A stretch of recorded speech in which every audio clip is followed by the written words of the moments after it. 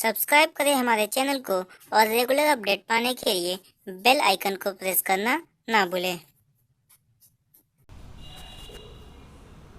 Hello friends, मैं नीरज शुक्ला आपका हार्दिक स्वागत करता हूं बिजनेस बुक ऑफ कॉमर्स के प्लेटफॉर्म पे। और मैं आज 2018 के सेकंड पार्ट की बात करूंगा, ठीक है। और इससे पहले हमने फर्स्ट पार्ट की बात कर ली है। हम लोग 2011 से 2019 तक के BHU M.Com एंट्रेंस के पेपर को सॉल्व कर रहे हैं और ये सीरीज में 2018 के सेकंड पार्ट की बात हो रही है। आज की जो आपकी टॉपिक है, ओके। तो देखिए, इसमें आपका हमने 1 to 60 फर्स्ट पार्ट में बता दिया है। नहीं देखे हैं आप तो इसको आप पहले देख लें, उसके बाद फिर इसको देखें। नहीं तो इसको देखने के बाद भी आप उसको देख सकते हैं, ओके। मगर जितनी बार आप पेपर का एनालिसिस करेंगे, जितनी बार देखेंगे, उतनी बार आपको और प्योरिफिकेशन मिलता जाएगा और किस किस तरीके का, किस किस पैटर्न का क्वेश्चन है वो आपको समझ में आता जाएगा, ठीक है। तो उम्मीद करते हैं आपको कि मेरी बातें समझ में आ गई होंगी। आइए हम लोग स्टार्ट करते हैं 61 वाला क्वेश्चन। तो इसमें क्या है, देखिए, the primary objective of the business is. देखिए, प्राइमरी ऑब्जेक्टिव में सबसे प्रमुख बातें क्या हैं, तो वो है आपका क्या, service first and profit next. पहले आप सर्विस दीजिए, उसके बाद प्रॉफिट लीजिए तो ज़्यादा अच्छा होता है, ठीक है। Which one of the following is not the social objective of the business. कौन सा आपका social objective of the business नहीं है, तो वो आपका देखिए कौन सा नहीं है, फोर्थ वाला कंड्यूसिंग वर्किंग कंडीशन, ठीक है। ये सोशल ऑब्जेक्टिव नहीं है, वो नॉर्मल है आपका। क्लियर है। नेक्स्ट क्या बोल रहा है आपका, विच one of the correct in the following. इनमें से कौन सा आपका करेक्ट है। देखिए, करेक्ट आपका क्या है, commerce is the part of business. Commerce is the part of business. इसके लिए हम आपको वीडियो बनाए हुए हैं, आप चाहें तो हमारे लिंक में और भी अकाउंट से रिलेटेड, बैंकिंग से रिलेटेड, बीओ से रिलेटेड बहुत सारे ऑब्जेक्टिव टाइप क्वेश्चन के वीडियो बने हुए हैं, आप उसको भी देख सकते हैं और अच्छे तरीके से आप अपनी कन्फ्यूजन को सॉल्व कर सकते हैं, ठीक है। तो इसको देखने के बाद आप इसको जरूर देखना, तो ये आपको समझ में आ जाएगा। वैसे मैं आपको नॉर्मल एक ओवरव्यू दे देता हूँ। बिजनेस के दो बच्चे होते हैं। पहला क्या है आपके, पहला है आपका देखिए इंडस्ट्री और दूसरा है आपका कॉमर्स। और कॉमर्स के भी दो बच्चे कौन कौन से, एक तो होता है ट्रेड, एक होता है एड्स टू ट्रेड, ठीक है। तो आप देखिए क्या पूछ रहा है ये, कॉमर्स क्या है, किसका पार्ट है, वो है आपका बिजनेस का पार्ट है, यानी कि ये आपका ऑप्शन नंबर क्या है, सही है, ओके। नेक्स्ट आते हैं, बात करते हैं क्या बोल रहा है 64 वाला क्वेश्चन। देखिए, कॉम्बिनेशन आर, ठीक है, कॉम्बिनेशन आर। तो ये क्या है आपका, संयोजन क्या है, तो संयोजन एक तरीके से इन द इंटरेस्ट ऑफ कंज्यूमर, क्या बोला है, संयोजन क्या है, उपभोक्ता के हित में होता है, इन द इंटरेस्ट ऑफ कंज्यूमर होता है। क्योंकि अगर कॉम्बिनेशन होता है तो चीज़ें और अच्छी होती हैं, लॉस में बिजनेस नहीं होता है, इसके कारण की क्वालिटी नीचे नहीं गिरती है, ठीक है।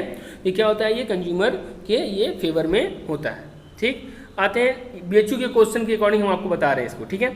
The first birth place of the trust is, trust कहाँ पे उद्भव हुआ था, तो ये आपका उद्भव हुआ था अमेरिका में, ठीक है। नेक्स्ट क्या बोल रहा है, the existence of holding company is, holding company का एग्जिस्टेंस क्यों है और किस लिए किया गया, तो क्या है, ये लीगल है, ठीक है। ये क्या होता है कि जब कोई कंपनी लॉस में जाती है तो एक कंपनी क्या, होल्डिंग कंपनी क्या करती है, सब्सिडरी कंपनी जो सहायक होती है उसको होल्ड करके रख लेती है ताकि उसको कोई दिक्कत ना हो और सारा काम क्या हो जाए, अच्छे तरीके से चलता रहे, ठीक है।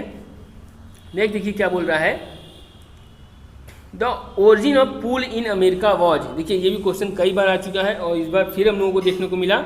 1840 पूल जो है ये कहाँ पे आया है, अमेरिका में आया था पहली बार। देखिए, ये भी आपको क्वेश्चन मिल गया, ठीक है। पूल अमेरिका का है और ये कब हुआ था उद्भव इसका, तो 1840 में हुआ था। क्लियर है। नेक्स्ट क्या बोल रहा है आपका, the birth place of the holding company is, holding company का बर्थ प्लेस आपका क्या है, तो वो है आपका क्या चीज़, अमेरिका। अमेरिका में ही जनरली आपकी सारी चीज़ें आई, कुछ ही चीज़ें एक आध दो हैं जो कि अमेरिका में नहीं आई, वरना ज़्यादातर आपको अमेरिका में ही चीज़ें आपको देखने को मिलेंगी, ठीक है। फिर बोला which one of the following is not the objective of the vertical combination. कौन सा आपका ऑब्जेक्टिव नहीं है, तो establish equilibrium between demand and supply. आपका फोर्थ ऑप्शन क्या है, सही है। क्या चीज, कि which one of the following is not objective of the vertical combination, तो establishing equilibrium between demand and supply आपका इसका क्या हो जाएगा, सही आंसर हो जाएगा, ठीक है। 70 आइए देखते हैं क्या बोल रहा है, which one of the following is not the reason for slow combination movement in India. क्या है आपका, तो वो आपका है क्या चीज़, देखिए, combination in India are not in the interest of consumer, it is harmful to consumer, ठीक है। ये इंटरेस्ट ऑफ कंज्यूमर के लिए नहीं है, ये हार्मफुल है किसी लिए, कंज्यूमर के लिए, ठीक है।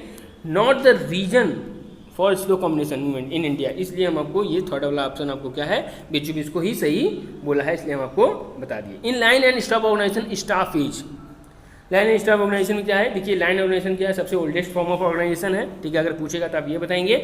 मगर लाइन एंड स्टाफ में स्टाफ क्या है आपका? एक तो एक्सपर्ट है, वो सिर्फ आपको आइडिया दे सकता है कि आप क्या करिए कैसे नहीं करिए, और कुछ मैनेजमेंट नहीं कर सकता है स्टाफ, ठीक है।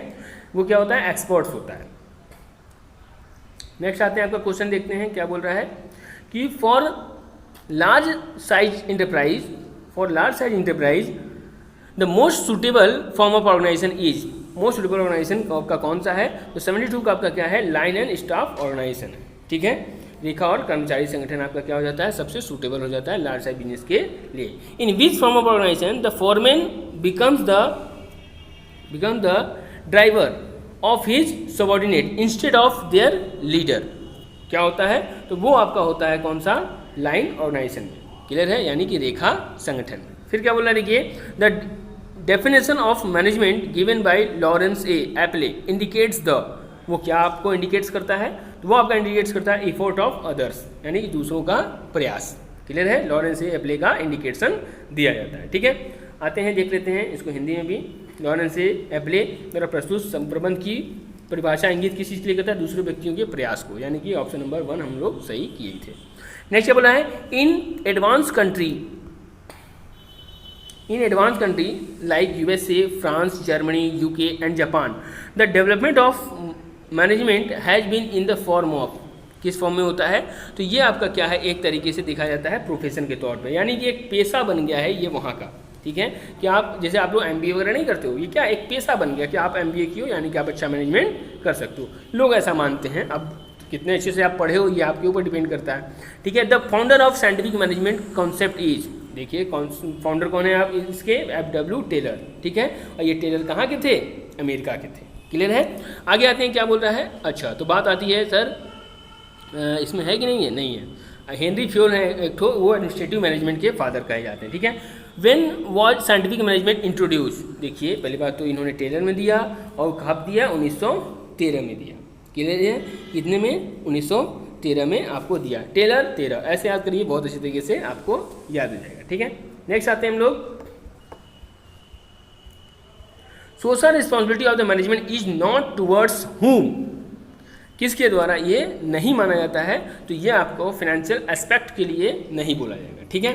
नेक्स्ट आपका क्वेश्चन क्या है? Sundry function of management is not, कौन सा नहीं है? तो आपका कौन सा नहीं है? आपका ऑल ऑफ द एबव, ये सभी आपका प्राइमरी फंक्शन आपका कहलाता है, ठीक है। ये आपका सबका है, आपका प्राइमरी फंक्शन कहलाएगा, ठीक है। नेक्स्ट आते हैं, क्या बोल रहा है? According to the Graicunas theory the increase in direct cross and group relationship between the superior and subordinate, it is in what? It is in geometric term, क्या चीज़? ज्योमेट्रिक के गुणोत्तर भाव में ऐसी बातें होती हैं, क्लियर है। नेक्स्ट क्या बोल रहा है आपका? डेलीगेशन इज, डेलीगेशन क्या होता है? तो डेलीगेशन आपका क्या है? आपका ऑल ऑफ द एबव, तो आपको लेटरल भी हो सकता है, अपवर्ड भी हो सकता है और डाउनवर्ड भी हो सकता है, यानी कि तीनों के तीनों माने जा सकते हैं, ठीक है। Which one of the following statement relating to the decentralisation is true, कौन सा इसमें से सबसे सही है? तो आपका देखिए 82 का जो है, right to take decision is also delegate in decentralisation, ठीक है। आप यही अधिकार डिसीजन लेना, क्योंकि डेलीगेशन ऑफ डिसेंट्रलाइजेशन कराता है, क्या है आपका?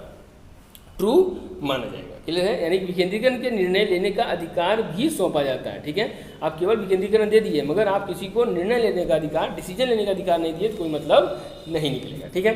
फिर क्या बोल रहा है? Staff pertains to the recruitment, selection, development and compensation of manager, the statement is of, क्या कहलाएगा आपका?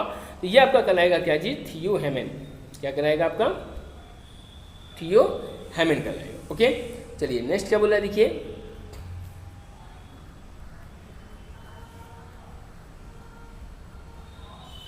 For which purpose planning is done in the organisation, किस चीज़ के लिए आपको प्लानिंग किया जाता है ऑर्गेनाइजेशन में? तो ये आपको क्या है? इफेक्टिवनेस के लिए, यानी कि आपको प्रभावी बन सके हर काम, इसीलिए आप लोग क्या करते हैं? प्लानिंग करते हैं, ठीक है। The doctrine of privity of contract is concern with, किसके द्वारा कंसर्न होता है?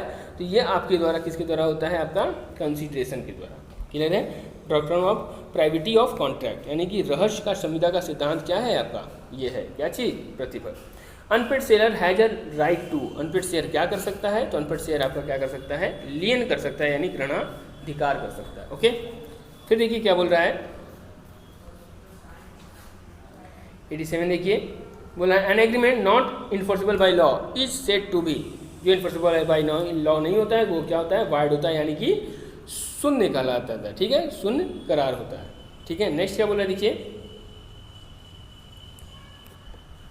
Which one of the following is not a feature of partnership, partnership का कौन सा फीचर नहीं है, तो वही आप देख सकते हैं क्या चीज़, डायरेक्ट मोटिवेशन नहीं होता है। ठीक है, ये कहाँ होता है आपका, सोल प्रोप्राइटरशिप में होता है। ठीक है, फिर बोला where the consent of both the parties is given by mistake the contract what, क्या हो गया, दोनों पार्टी के द्वारा क्या हो, मिस्टेक हो गया, तो वो आपको क्या माना जाएगा, आपका क्या चीज़, वॉइड। आप दोनों पार्टी क्या कर दिया, आप लोगों ने मिस्टेक कर दिया, जिसके कारण क्या हो गया, ये वॉइड हो गया। ठीक है, the meaning of the doctrine of caveat emptor क्या कहलाता है, तो ये आपका क्या कहलाता है, let the buyer be aware, क्रेता सावधान रहें, क्रेता को हर बात ध्यान से करना चाहिए।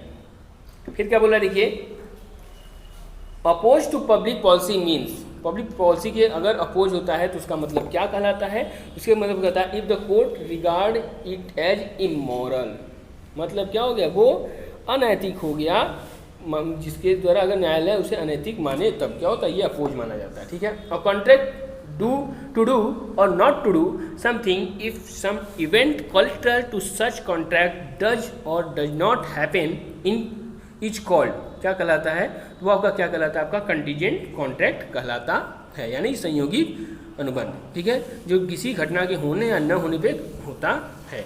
N agreement instrument in writing containing an unconditional order signed by the maker is called bills of exchange कहलाएगा। ओके, नेक्स्ट क्या बोल रहा है देखिए, a person who receive a negotiable instrument in good faith for and for valuable consideration is known as, क्या कहलाएगा, वो holder in due course कहलाएगा, क्या कहलाएगा, होल्डर इन ड्यू कोर्स कहलाएगा। ठीक है, नेक्स्ट क्या बोल रहा है question, which one of the following is not a feature of company, company feature of company नहीं है, म्यूचुअल एजेंसी, ये किसका है आपका, ये आपका फीचर है पार्टनरशिप का। ठीक है, नेक्स्ट क्या बोला है, non transferability of share is a feature of, किस चीज़ का फीचर्स है, ये आपका फीचर्स है, ध्यान से देखिए, सेकंड वाला प्राइवेट कंपनी के लिए, क्लियर है। नेक्स्ट क्या बोला है देखिए,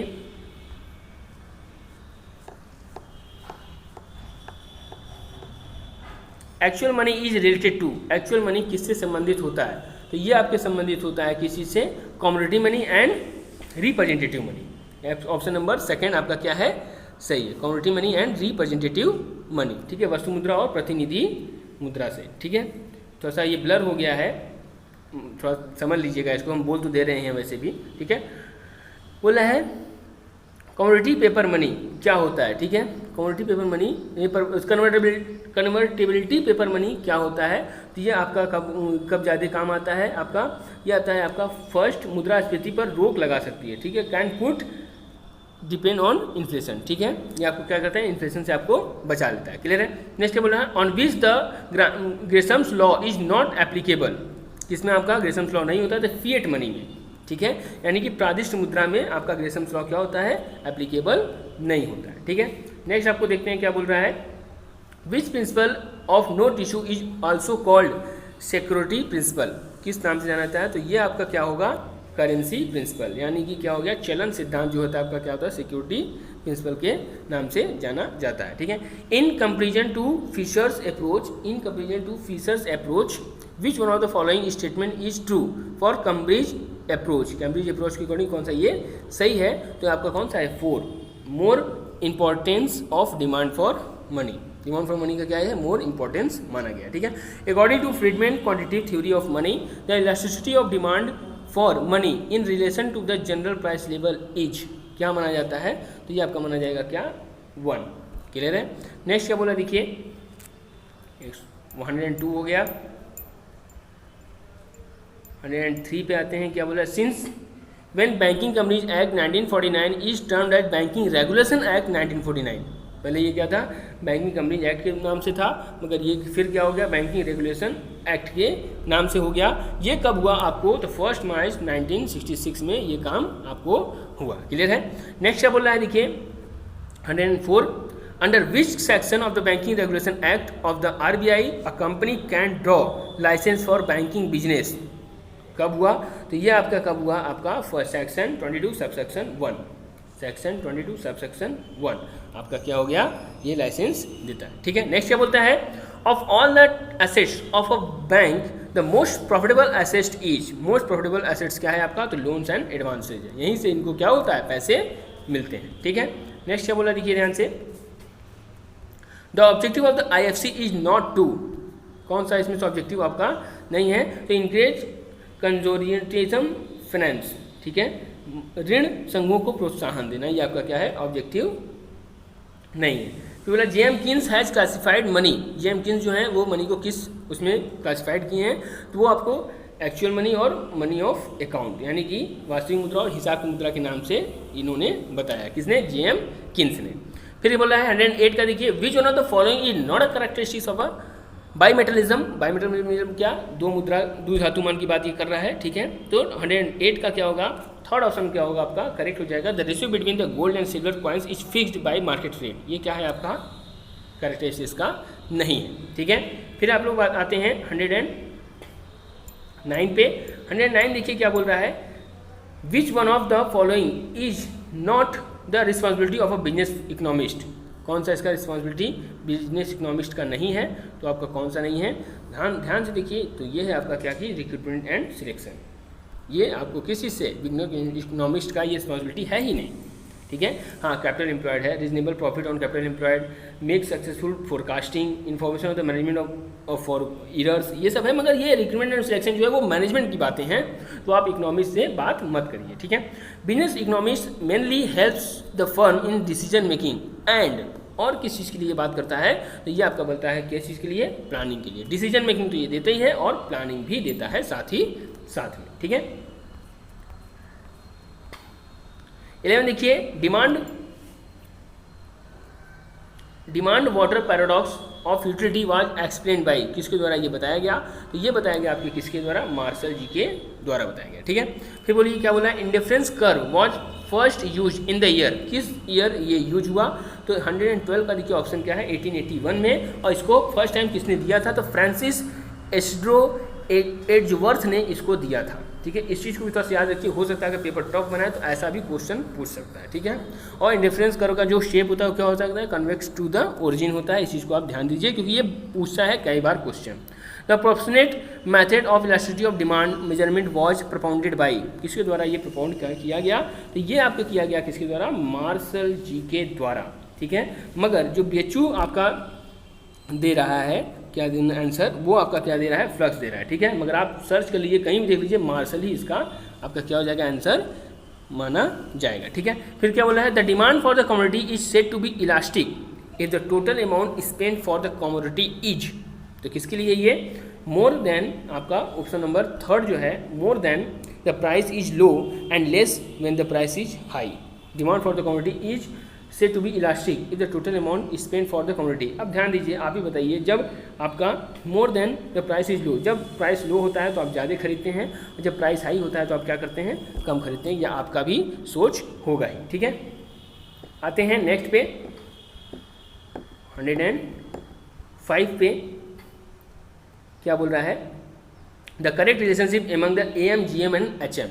आपका करेक्ट रिलेशनशिप क्या है, तो आपका क्या है, फोर्थ, क्या AM ग्रेटर देन और इक्वल टू GM के, GM ग्रेटर देन और इक्वल टू HM के होता है। ठीक है। फिर बोला है which one of the following means is most affected by extreme value, किसके द्वारा ये ज़्यादा अफेक्ट होता है, तो ये आपका क्या है, आपका अर्थमेटिक में किसी भी चीज़ के द्वारा ये बहुत ज़्यादा अफेक्ट करता है। ठीक है। Formula of the coefficient of the variation is, coefficient of variation का फॉर्मूला आपका क्या है, तो HD अपॉन मीन इंटू 100, यही आपका क्या चीज़, कोफिशिएंट ऑफ वेरिएशन का फॉर्मूला है। ठीक है।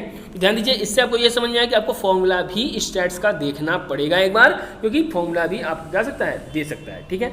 नेक्स्ट आते हैं, क्या बोल रहा है, 118 का देख लीजिए, विच one of the following measures of dispersion has different unit under other than the unit of measurement of values.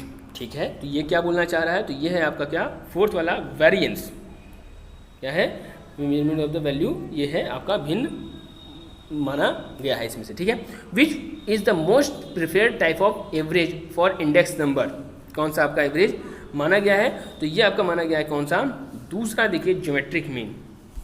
ठीक है, most preferred type of average for the index number माना गया क्या जी, ज्योमेट्रिक मीन को माना गया। ठीक है, नेक्स्ट आप देखते हैं the Drobisch Bowley price index formula is, ये किसके लिए बोलते हैं, तो ये आपको बोलते हैं किस चीज़ के लिए, arithmetic mean of Laspeyres and Paasche's index number के लिए इन्होंने बोला है। किसने बोला है, डॉर्बिस बाउले जी ने बोला है। ठीक है, देखिए आपका 120 क्वेश्चन पूरा खत्म हो गया।